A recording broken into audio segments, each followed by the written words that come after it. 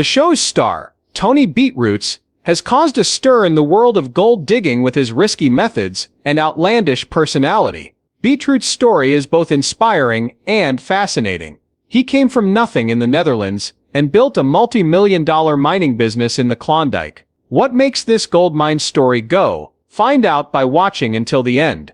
Beets was born on December 15, 1959, in Wijdeens, Netherlands. He became famous because of his unique attitude and amazing gold mining skills. Beets was a unique and well-liked person in the world of gold mining, known for his straightforward approach and unique ways of doing things. Tony worked hard all through his childhood. He learned the value of hard work and discipline while growing up on a farm in the Netherlands. For fun, he milked cows and fixed machines as a child. He learned skills that would help him in the hard work of gold digging. As a child, Tony took over the family farm when his father got hurt. He quickly became a boss. It was this duty that made him the strong and determined person that Gold Rush fans came to admire. Tony and his wife Minnie moved to Canada in 1984 to find better chances. They first lived in Alberta and British Columbia. Then, the chance to mine for gold drew them to Dawson City, Yukon. Tony quickly realized that gold digging was his calling.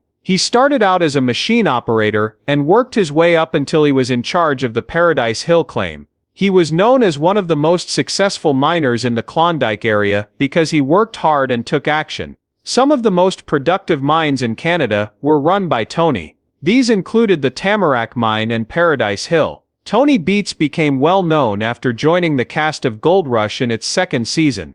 At first, he showed up as Todd Hoffman's guide and told him how to make money gold mining. His blunt, direct advice and rough way of mentoring made him a big hit with fans right away. Hits like Get the Gold and his red beanie made Beets famous very quickly. His rough personality and frequent use of bad language made him seem bigger than life, which made him a memorable character on the show. Palmer Schnabel, a young mining star who played Tony on Gold Rush, was one of his important ties. Parker's boss was Tony, who rented land to him and gave him advice. It was a mix of respect and competition between them. Tony's tough attitude and Parker's young energy often clashed, making for dramatic and interesting TV. Tony Beets was interested in gold digging for more reasons than just the money that could be made. He liked the thrill of the hunt and the freedom to do things his own way as a treasure hunter. He said, "I guess I really liked the way of life. That was what drew me to it the most. Do what you want and yell at people whenever you want. The hunt for gold comes next.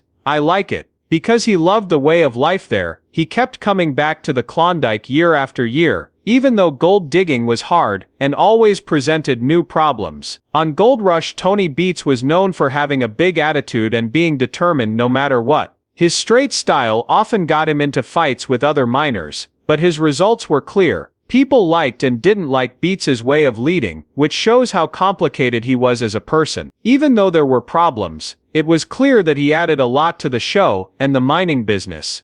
Beets' height and weight, 170 centimeters and about 65 kilograms respectively, made him a good fit for the hard work he did. He was strong and practical, which helped him handle the hard work of mining in the Yukon's rough environment.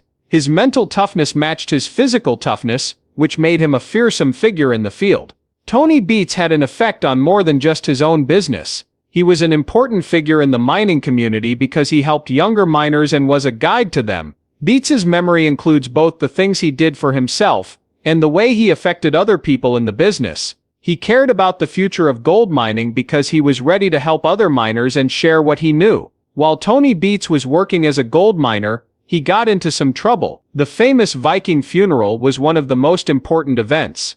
This event, which happened in 2017, was meant to be an exciting show for the TV show Gold Rush, but it quickly got out of hand. The Viking funeral was meant to be a joke at first. Mark Favrin, a welder, asked if he could do a trick on his last day at Beets. "I don't care," Beets, who is known for being so chill, said. Everyone was shocked by what came next. Favrin lit a pond on fire by pouring gasoline into it. The whole area went up in flames, and the team enjoyed the show because they thought it was a fitting way to say goodbye. But the stunt led to some very bad things. The gasoline made the water dirty, which immediately raised environmental worries. The officials became aware of the situation after it was shown on Gold Rush. Tony Beets was charged under the Yukon Waters Act for letting the stunt happen and not telling anyone about it. He ended up in Yukon Territorial Court. After pleading guilty, Favrin was fined $1,725, and Beets was charged with pollution. The Viking funeral had a big effect on the world. People, animals and water life can all be hurt by the toxins and carcinogens in gasoline. Brendan Mulligan, a top water quality scientist for the Yukon government, talked about how gasoline in water is dangerous. The Beets were seen as someone who would break environmental rules for fun because of this event. Beets mining activities were affected by the Viking funeral for a long time. Fans of Gold Rush had different opinions about the stunt. Some thought it was a funny joke, while others thought it was bad for the earth. People on Reddit who are talking about Beets' failure to get a water license often bring up the Viking funeral. Many people think that this event made it much harder for him to get the permits he needed for his mining operations. In their evidence, a senior water quality scientist talked about how gasoline contains harmful toxins and carcinogens, which made the environmental damage from the stunt even more clear. The courts did not like what Beets did. The event still shows up as a black mark on his record. Fans have pointed out that other miners, like Parker Schnabel, have won awards for their work to protect the environment, while Beets' image has taken a hit because people think he doesn't care about fixing up the land. This issue keeps coming back to haunt Beets. The Viking funeral is still talked about, even though he was a huge success and made important contributions to the mining business. Fans aren't sure if Beets will ever get the water license he needs to run 2 dredges. Tony Beets had to deal with a lot of problems during the 2019 season of Gold Rush. Early in the working season, Tony had to shut down several plants because of problems with water permits. His equipment couldn't work without these permits, which put his whole mining season at risk. A sneak peek showed Tony telling his family that the permits didn't go through. This meant that several plants had to be shut down right away. When his children and team members Monica, Kevin and Mike heard the news, it hurt a lot. They looked angry because they knew that without these permits, they might not be able to mine this season. Tony felt upset and angry. He spent a lot of money on machines that were now just sitting there. He told the camera, "Sucks to be me," to show how upset he was. He knew that if they didn't find a way out, the family would have a lot of trouble. They couldn't pay the $20,000 fine every day for not having the right licenses. Parker Schnabel, one of Tony's co-stars, had the same problem with his water licenses. Parker did, however, get a 1-year pass that let him keep mining, though with some restrictions. Tony wasn't as lucky, and it made him more angry to see Parker have a small edge. Another miner on the show, Rick Ness, seemed to know that a problem was coming. He moved his whole business to a small town in the Yukon to stay away from problems like these. At the same time, Tony and his team were left to figure out what to do. Even though things were bad, Tony's determination showed through. He kept his mind on finding a way to keep the business going even though things went wrong. It was more important than ever that he had a lot of practical information and could solve problems. The crew had to change quickly, and Tony's guidance was very important as they did this. The Beets family had a hard job to do. They had to come up with a way to cut down on their losses and keep their mining business going. Tony's knowledge of mechanics and willingness to try new things were very helpful as they looked for other ways to keep the plants running. The fact that Tony Beets was ready to try new things and take risks showed how much he cared about mining. He had a lot of faith in the future of digging, which is an old way to get gold. He moved a 75-year-old dredge from Clear Creek to his claim on the Indian River, more than 150 miles away, in Season 5 of Gold Rush. This was a very big project that made news. This huge project showed how committed he was to making his business better and finding faster ways to mine gold. Beets spent $1 million on the dredge because he was sure it would help him sift more dirt and find more gold at a lower price per ounce. The dredge had not been used since the 1980s. It was built in 1938. Beets saw promise in this old piece of equipment and thought it could change the way he did mining. It wasn't easy to move the dredge. Beets and his team, which included some family members, had to take it apart, move it over 100 miles, and then put it back together again at the new location. It took months of hard work, forging, cutting metal, and figuring out how to do things right. The Miller welders and other tools that Beetroots trusted helped him finish the job. His hands-on experience and understanding of mechanics were very helpful in solving this problem. On the dredge, Beets put in a Miller Big Blue 800 Duo air-pack engine-driven welder generator. This machine was very useful because it could weld, make electricity, and compress air, all of which were needed for the busy 24-hour-a-day dredging routine. It was hard to run lines across the pond because the dredge sank in the water. Because the Big Blue 800 could handle 2 workers at once, 2 welders could work at the same time, taking care of repairs and upkeep well. There were some problems with the moving project. During the move, the dredge sank several times, but Beetroot's resolve never wavered. His team carefully put it back together, beam by beam and bolt by bolt, showing how resourceful and tough they were. Others were skeptical, but Beetroots was sure that the dredge could be useful. The dredge showed its worth by moving an impressive 2,000 gallons of water per minute once it was up and running. Beetroots was open to new ideas and ready to take risks, which paid off. He was able to mine for longer and make more gold at a lower rate with the dredge.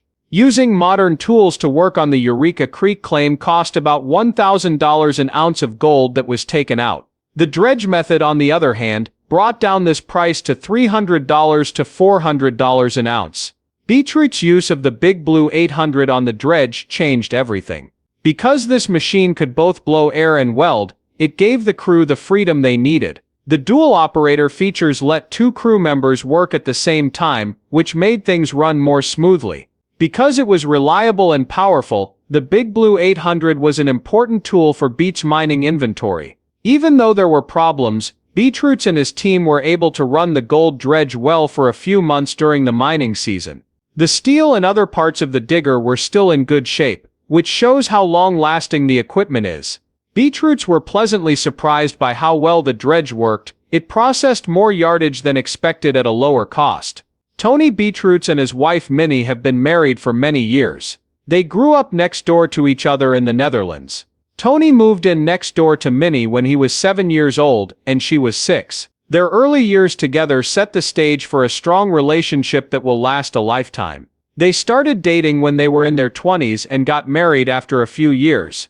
The couple chose to move to Canada because they thought it would have better chances than where they were from. Minnie and Tony built a successful gold mine and a close-knit family. Minnie has been more than just Tony's wife. As his business partner and bookkeeper, she is the voice of reason in all of their deals. In 7 years, their business at Paradise Hill in the Klondike area of Canada's Yukon turned over $30 million worth of gold. As the bookkeeper, Minnie's job has been very important. She keeps track of the money and makes sure that Tony's big plans are realistic. These people have 4 kids: Monica, Bianca, Mike, and Kevin. They lost their daughter Jasmine when she was only 2 months old, which was very sad. Born on November 7, 1993, and grew up in Yukon, Canada, which is a very rough place. She worked in the family business from a young age and learned the basics of digging from her dad.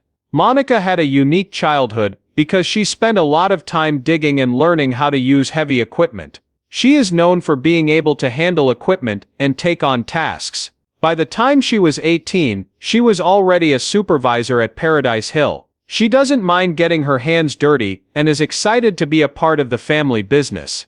Tony and Minnie's kids Kevin and Mike are also very important to the mining business. Kevin was born on June 10, 1988, and is known for being good at machines and the technical side of mining. He works with his father a lot of the time, sharing Tony's love for digging. Mike, who was born in 1990, also works in the family business. He keeps things running easily with his knowledge and hard work. Bianca is still an important part of the Beets family, even though she doesn't help out with the mining as much as her brothers do.